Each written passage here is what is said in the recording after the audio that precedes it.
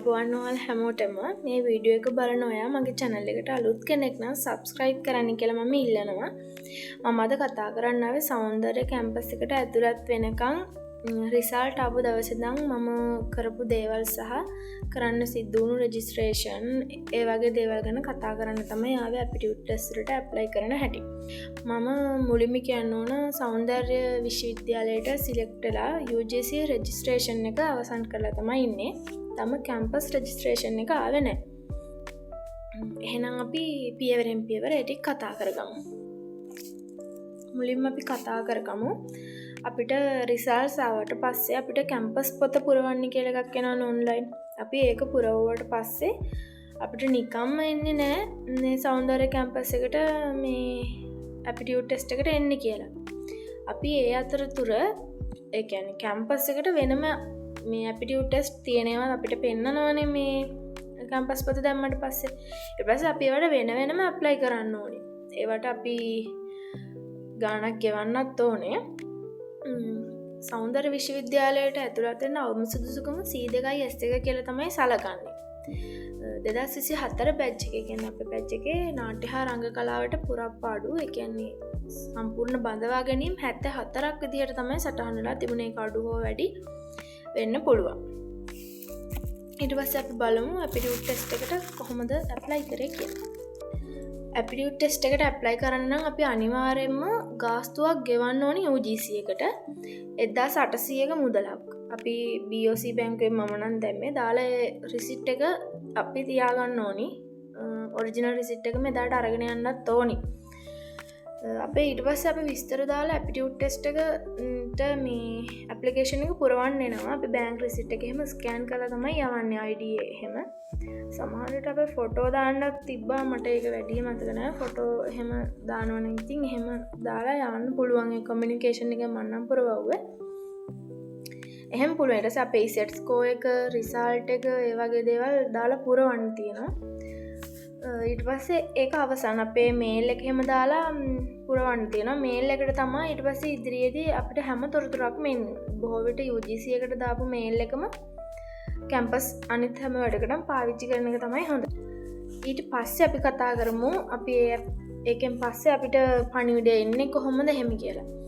අපි දාපු මේල් එකට පණිවිඩයක් අපිට එනවා.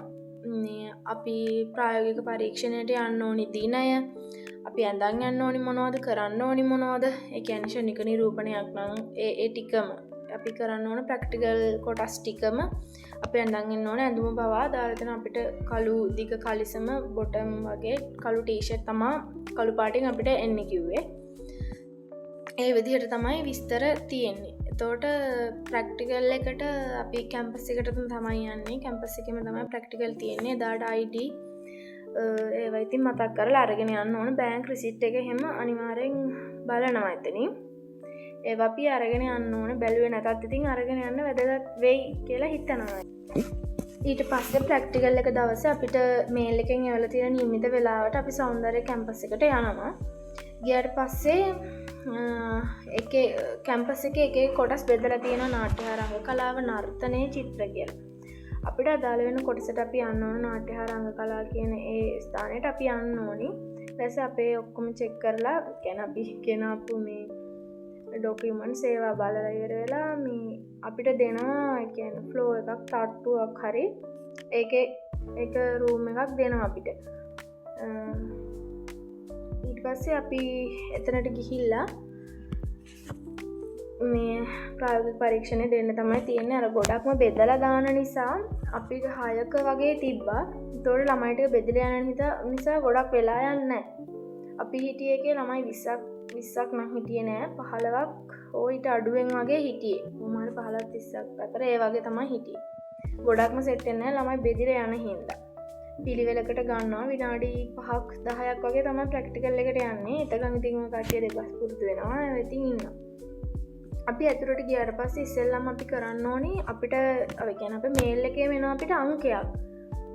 ඉංග්‍රීසි අකුරු වැලේරි ඒවා ඔක්කොම තියෙන අංකයක් එනවා. ඒ අංකය අපි හොඳට මතක තියාගෙන කටපාඩම් කරගෙන යන්න කියලා කියන්නේ. ඒකයි විභාග අංකයේ 9යි අභිලාෂ ප්‍රකාශයක් කරන්න තියෙනවා. මේ පළවෙනියට මේක තමයි අපෙන් ඉල්ලන්නේ ඉන්න අය. ඊට පස්සේ අපිට ෂණික නිරූපණය දෙබස් කණ්ඩය ඒවගේම නාට්‍ය ගීතයක් ඉදිරිපත් කරන්න එනවා. ඒක අර ඒලෙවල් ප්‍රක්ටිකල් එක වගේම තමයි. එහෙම කරන්න දැන් ඒලෙවල් එක රිසර්ච් අඩු නම් මෙතනින් කැම්පස් එකට මේ ප්‍රක්ටිකල් එක පාස් වුණොත් ගොඩක් වෙලාවට කැම්පස් මේ යනවා. ඒක අනිවාර්යෙන් ගන්නවා. ඊට පස්සේ ආයෙ තියෙනවා සහතික පත්‍ර ප්‍රදර්ශනය. අපි මුලින්ම ඊට පස්සේ ෂණික නිරූපණය එයාලා තුන්ඩු දාලා අර විදිහම තමයි තුන්ඩු දාලා අපිට දෙන එකක් තෝරගන්න. අපිට එන එක අපි කරන්න ඕනේ එයාලා ඇති කියනකම් අපි ඒක එතනදී කරන්න ඕනේ.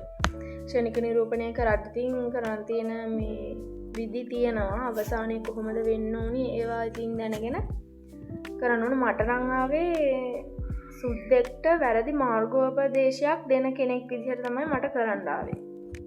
ඊට පස්සේ තමන් ගැන කතාව කියන්නේ සෞන්දර්ය කැම්පස් එකේදී තමන් කරන්න බලාපොරොත්තු වෙන කෝස් එකේ අංකේ ඔක්කොම හඬ නගලා ඒක අර වොයිස් එක තමයි ඒකේ ගොඩක් බලන්නේ ශබ්දය. ඊට පස්සේ නාට්‍ය ගීතය අපිට තියෙන පොත්වලින් හරි කොහොම හරි ඒක නම් එහෙම පොත්වලින්ම කියලා දාන අපිට කැමති නාට්‍ය ගීතයක් කරන්න පුළුවන් මියුසික් වලට. එහෙ ලයිව් මියුසික් දෙනවා. සර්පිනා තම්මැට්ටන් එහෙම තියෙනවා. ඊට අමතරව අපිට පෙන් ඩ්‍රයිව් එකක් අරගෙන ගිහින් ඒ වගේ කනෙක්ට් කරලා එහෙම ගන්නත් පුළුවන්. මේ ලයිව් කියන එක ලේසි. ඉතින් අර විදිහට ප්‍රැක්ටිස් වෙලා යනවා නම් ඒක ඊට වඩා ඉතින් එතනින් කරන එක ලේසි. නාට්‍ය දෙබස් කණ්ඩයක් අපිට තියෙන නාට්‍ය පොත්වලින් අපිට කැමති දෙබස් කණ්ඩයක් කරන්න ඕනේ. ගැහණු කෙනෙක් නම් ගැහණු චරිතයක් බොහෝ විට කරන එක හොඳයි. ලේසියෙන් අපිට චරිතයට සමවැදෙන්න ඒ විදිහට කරන්න ඕන. නාට්‍ය දෙබස ඉවර වෙනකම් මගේ නම් ගත්තේ නැහැ නවත්තවුවා. සමහර අයගේ එහෙම ගන්නවා. ඊට පස්සේ සාතික පත්‍ර අපිට පෙන්වන්න තියෙනවා. එතනම නෙමෙයි ඒ දැන් අපි ඔන්න ඒ රූම් එකේ වැඩි ඉවරයි. ඊට පස්සේ අපිට යන්න තියෙන්නේ මම උඩ තට්ටුවේ කාමරයක තමයි ප්‍රැක්ටිකල් ඔය ටික දුන්නේ.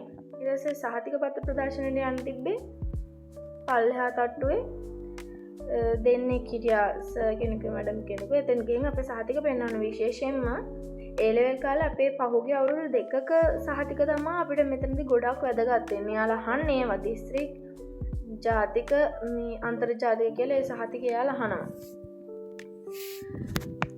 ඒක පෙන්නලා යාලා එතනදිත් ඉතින් අපිට ලකුණු දානවා.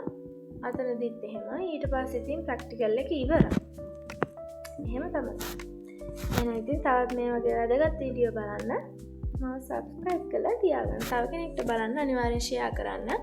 තව මොනවද නාට්‍ය හා රංග කලාව පිළිබඳව දැනගන්න තියෙන්නේ කියලා පහලින් කමෙන්ට් කරගෙන යන්න.